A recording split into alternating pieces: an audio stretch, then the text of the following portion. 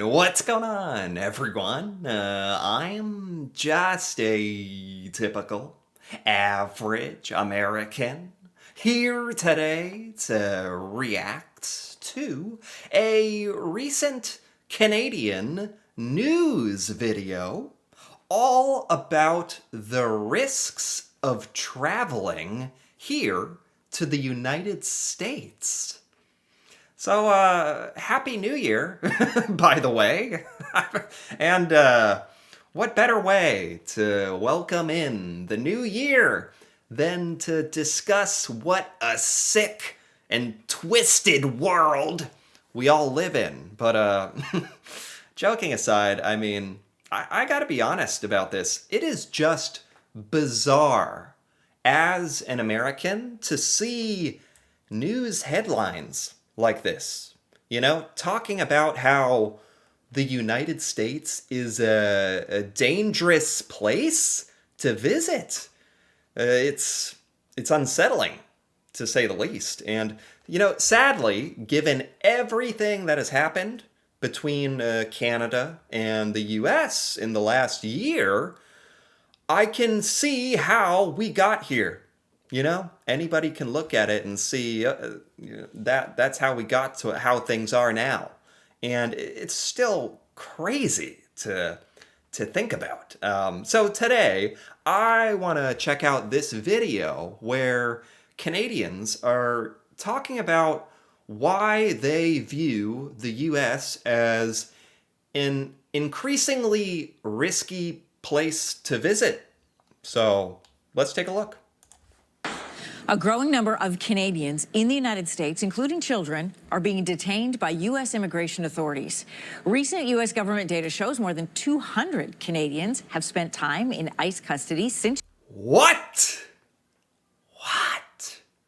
That's crazy. Canadians? Over 200? Just for this year? Why? What? It's so, I don't know. It's kind of crazy because the whole promise of the ICE and the illegal immigration crackdown, was to perhaps solve somewhat of a real issue in the United States. People who come here illegally, it's against the law and you're breaking the law, and that's not okay. And perhaps you should be deported for that. Sure, reasonable, but this, like, what? When I tell you, no American ever associated any of this with targeting Canadians. It's just so weird and wild to think about. Like, why? And I think the other thing is, since I've done one or two videos on specific instances where there was a Canadian woman who traveled here and she had the correct work visa, if I remember correctly. She had the proper documentation, and based on some kind of mistake was detained in these horrible conditions in these ICE facilities for 2 weeks or something. That's not okay. And there was another thing where there were children 3 or 4 years old, separated from their parents, held in these detention centers. I guess, at a certain point, my good faith and my goodwill towards the whole ICE detention thing just starts to go away. I just don't, you believe less and less in the competency of the whole thing. Even if there are genuinely instances of criminals out there who should be detained and deported. Sure, but at this point, it just seems to be out of control. January, marking a sharp increase to the estimated 130 Canadians held in 2024. So this comes as the Trump administration doubles down on its immigration policies. Is it safe to travel to the U.S. right now? We're going to get an answer for you. For a better understanding of what you need to know, I'm joined by Sherry Aiken, law professor at Queen's University. Good morning. Yeah, and I'm sure that statistic is unsettling as well. When you see this and it's oh, that country, the United States, when people from our country go there, at an almost double the rate than last year we are being detained by. And maybe I don't know.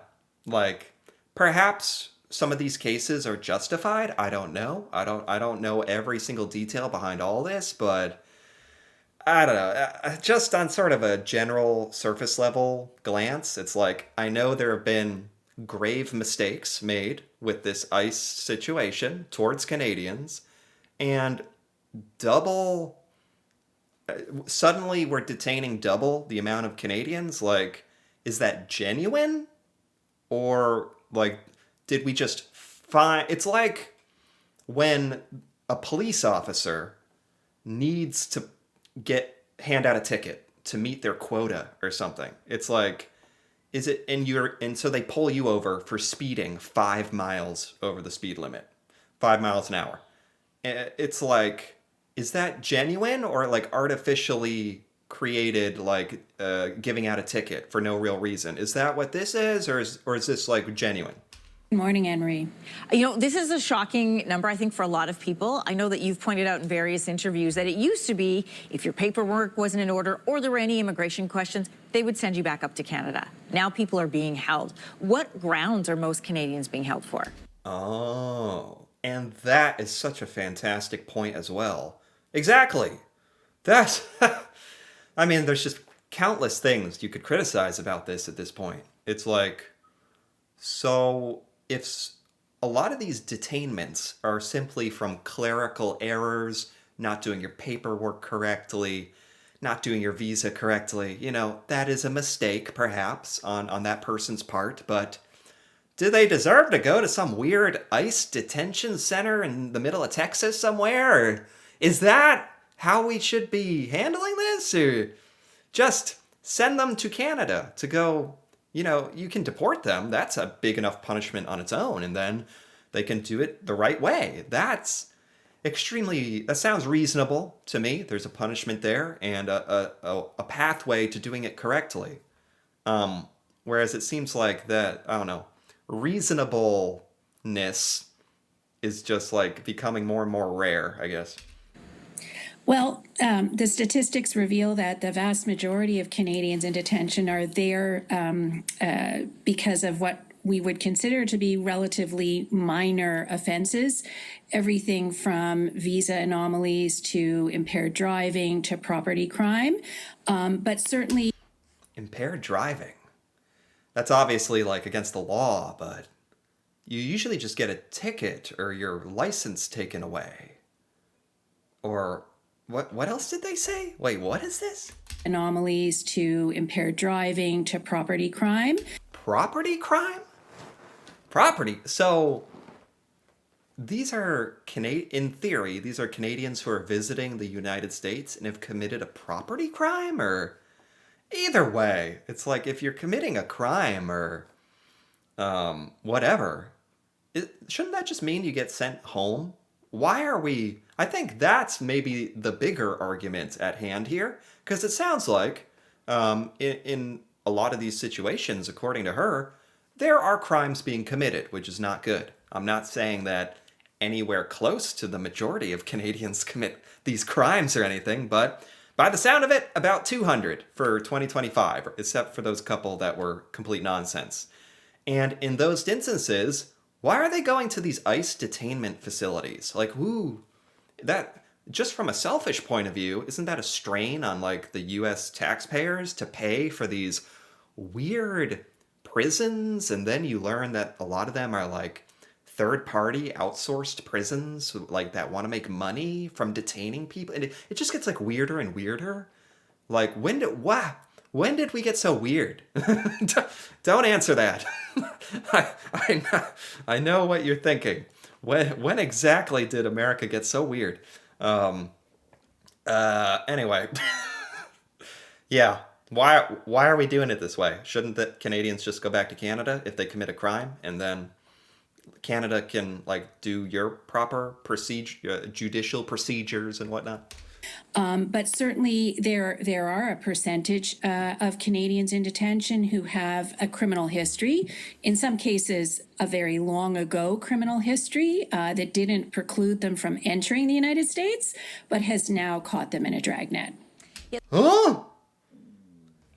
See, this is really interesting to me. I'm glad somebody who knows about this is finally like kind of explaining why are so many Canadians like being detained by ICE, and it seems to be for like it's like the speeding ticket. It's exactly like the speeding ticket where you went 1 mile. I'm sorry, Canadians, 1 kilometer per hour faster than you're supposed to go, and then you got pulled over. That feels like what's happening here. The Trump administration has imposed a series of new measures this year. So, in case people aren't following, what specific changes were made to allow for these kind of detentions? Well, to be honest, it's not an entirely new universe. People were being detained en masse long before President Trump assumed office for this second time. And indeed, immigration detention in the United States has been an ongoing concern. The United States has detained foreign nationals at way higher rates than many other jurisdictions. And to be fair, it does feel like the United States in the last few years, according to some of the data I've seen, has fallen victim to outrageous levels of illegal immigration. That was like, a lot of Americans will remember, that was like maybe the biggest reason that Donald Trump was elected a second time. He really got on that, we're going to handle all these illegal immigrants coming through Mexico, by the way, not Canada. That was a thing, like a very real thing. And I know a lot of Americans are at least happy about that. If there's one thing Trump actually did, that it was like securing the southern border and whatnot. But it's interesting to think about how, yeah, this has obviously been a thing for like the last few years. But the crackdown on like the Canadians, that aspect seems new. A vast array of reasons that don't involve public safety or security. So we do need to position this in context. However, things have intensified under President Trump in the extreme. So we are now seeing effectively mass detentions. And indeed, days after President Trump assumed office, he spoke about his commitment to a policy of mass detention and mass deportation. And that's exactly what he's doing. So are we saying the mass detention, mass deportation, that was a thing that a lot of Americans did want, but a lot of Canadians have been, like she said, roped in, caught in that net of like, it wasn't really meant for targeting Canadians. Like no one is, again, when I tell you, no American is like worried or concerned or cares if Canadians like are here or traveling here, visiting here. It's great. That's a great thing. Like Canadians still have a great reputation for Americans. Maybe not so much the other way around, but yeah, it seems like Canadians have just fallen, unfortunately. Now, of course, Trump has made a targeted, concerted effort against Canada with the trade and the tariffs and the 51st state stuff. That is true. That is especially targeting Canada, but the ICE deportation stuff seems almost like Canadians are just like unlucky that that was such a big issue in the US as a whole that you're getting roped into that. So we're seeing way higher numbers than before. And we're also seeing exactly the opposite of what he said he was going to do when he assumed office, which was, quote unquote, to focus on the worst of the worst. In other words, he said that American policies would focus on people who were serious criminals and serious threats. Exactly. I'm so glad that they brought that up. That is literally what he was saying when trying to sell this idea. That it would focus on the worst of the worst criminals in the US, and it's like, if you're an American citizen, that sounds pretty reasonable. Like, it sounds pretty good. If it's like, oh, someone wants to get rid of the worst of the worst criminals that came here illegally as well. They shouldn't even be here. Perfect. Great. Get them out of here. That sounds reasonable, but perhaps the flaw there was trusting Donald Trump to actually stay true to his word about that, or to actually carry out this kind of operation in a coherent, successful manner, none of which ended up like happening. Like, I'm sure, hopefully, in the process of all this going on, like with all the ICE and all the detainments and all the horror and catastrophe, I hope some of the bad guys were lumped in there. I sure hope so. Jeez. When in fact, the statistics reveal not just for Canadians, but the population at large who are detained in U.S. detention facilities, around 70% of them have no criminal convictions. In other words, they are people who are detained for visa anomalies, things like impaired driving and property. I have never heard that before. I've never heard that stat. 70%? 70%? Hold on. I have to hear that again. That's really important. Hold on. 70% of them have no criminal convictions. 70% of the people detained by ICE have zero prior criminal convictions. That is unbelievable. And also kind of shocking that it took me listening to Canadian news to like hear that in that way. That should be much more common information in the United States. Like, but it obviously makes us look stupid, to say the least. So maybe that's why we don't even talk about this here, In other words, they are people who are detained for visa anomalies, things like impaired driving and property crimes, and not violent crimes. Now, the statistics for the Canadians are a little bit higher. Wow. They're not exactly parallel to the national average, but they're close enough to raise very serious concerns. Wow. Yeah, and just to put into so most of the Canadians detained by ICE held, and if you saw my other videos about this, about the other two instances specifically, it went into some detail about the conditions in which people are held during this processing time in ICE. And it's not fun. It's not a sweet holiday vacation to Florida. No. Like, and children go through this too. to context, some of those visuals that we were just showing, those were both ICE raids and protests that were happening. Most of the infractions for Canadians, so I understand, are because of invalid visas. How were these cases typically handled in the past, and what's happening now? Okay. Indeed. Those kind of visa anomalies would typically require someone to report for removal and involve effectively self-deportation or voluntary departure. Sure, they were not uncommon. Canadian snowbirds overstaying the length of their required allowed number of days would receive the paperwork, they would report, and they would voluntarily depart. Perfectly reasonable. That's the world I'd like to live in. People make mistakes.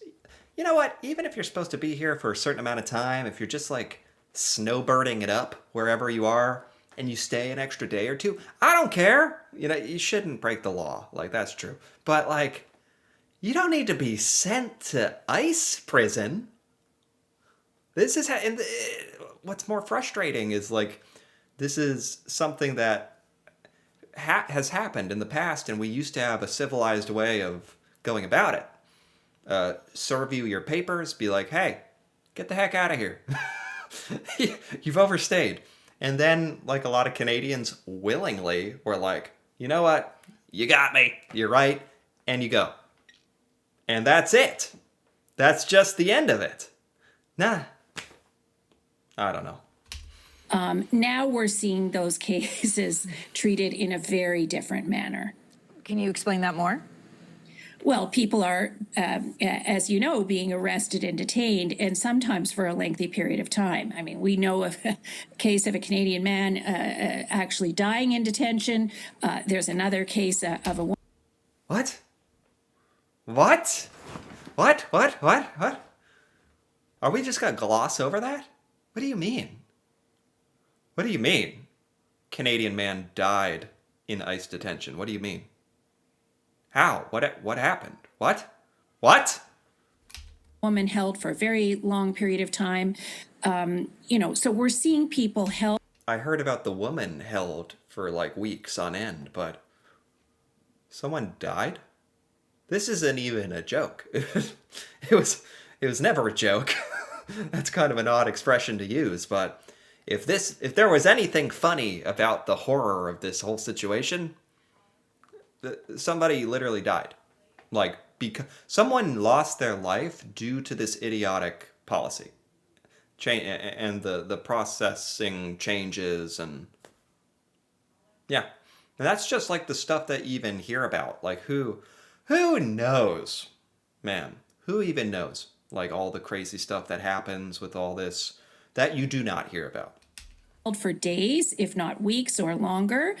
That's what's changed. And a reminder to people, if you are planning a trip to the U.S., make sure your paperwork is in order. If you are detained, Sherry, quickly remind us of what happens now once you are detained. Well, you are effectively put in the queue for expedited removal. Depending on how long you were in the United States, you may have access to judicial review or an appeal of that decision. But there's whole categories of people who don't, and that particular law is actually currently under challenge in the United States. In other words, the legal authority for pushing people out of the country very swiftly. But oh my God. You know, as if, like, Canadians already didn't have enough reason to not want to travel here to the US. You're already, like, just from a political point of view, if you didn't like Donald Trump or all the policies, the trade wars and the tariffs and the annexation threats, and then on top of all that, you have this happening, where, like, I'm sure there are Canadians out there who genuinely are, like, worried about making some mistake on your visa or whatever, accidentally, like, speeding, like, while driving around in your car here, or committing any crime, and, like, something like this happening to you. Just on top of everything that's already been going on. Effectively, you're locked up, and the only way to get out is really with legal counsel, and it's very hard to access counsel when you're detained. Correct, and I believe... That's terrifying. That's terrifying. To be in, like, a foreign country and know they're cracking down on anyone who's visiting internationally that commits any crime. Hey, maybe they won't care about your specific case. Maybe they'll randomly decide they really care about your case. It's like, who knows? Part of that detention includes removal of your cell phone, so you actually don't have a personal device to be able to reach out to anybody with. No, that is and up you to know, them. one of the challenges. This is terrifying. That's anti-American. Like, I'll say that much. Like, everything that America is supposed to stand for and all the freedom that we're supposed to enjoy here. Like, what? Then how are we having all this stuff happen here? What? Is that people no longer remember their key phone numbers, right? We're all programmed now to just press a contact. So when people don't have their cell phones, they're often stripped of the ability to even use a public telephone in the detention facility to reach out to anybody, because that's true. That's true for me. Like, I've memorized a couple phone numbers. Most of them are from, like, back in the day, like when I had a flip phone, or like when I was a kid, like using the landline. But nowadays it's like on my cell phone, like my smartphone, I don't memorize anybody's phone number. It's just in there. You just tap their name and it calls them. So nobody like even knows each other's phone numbers anymore to get help if your smartphone's taken away. They don't know their numbers. So it is actually a huge problem on a very practical level. Mm-hmm. I don't know. If it were me and they're like, you have one phone call, I just dial a random, Hail Mary, dial a random number on the rotary dirty ice phone, and whoever picks up, Jacob from frickin' Michigan, would just be like, help me, please, please. Because it's like, what else are you supposed to do? If you are traveling, make sure your paperwork, your I's are dotted and your T's are crossed, or you could just do what Premier Ford is doing and skip travel to the U.S. this holiday season altogether. Sherry, thanks for joining us this morning. Absolutely. Wow. That's really eye-opening. And again, not something that's really talked about here in the US. And I think it's also very selfishly because in the United States, like for most of us normal, common American citizens, we don't really have any worry of being like detained or deported and Americans already don't really think about like the rest of the world and other people and this is just not like a big concern, sadly. But it should be because untold amounts of damage to the United States reputation, for one thing. People from all across the world, I think, are no longer wanting to travel here. And yeah. And also, like, if all these horrible things can happen in the United States and be made legal to do to others, then it can be done to you. Like, it's happening in the US. Maybe not to, like, normal law-abiding citizens or whatever, but there's a lot of crazy stuff happening where it's a very slippery slope. Like, if it happens to them, it can happen to you for whatever the next reason will be. Anyway, not to, like, get too fear-mongery or, like, down, but this was... It's good, you know, I like watching these because it's good to stay informed, especially as an American, seeing this perspective. So in that sense, it was good. So anyway, if you enjoyed this, feel free to give this video a like or leave comments with your thoughts on any of these Canadian ICE detainments, how Canadians are being treated in the United States, the risks, the overall sentiment Canadians have towards the United States. That'd be really interesting to hear about. And if you're interested in more videos like this, me reacting to Canada and seeing Canadian things that I have never seen before, feel free to subscribe for more. And until then, thanks for watching and have a very, very happy and good and prosperous New Year.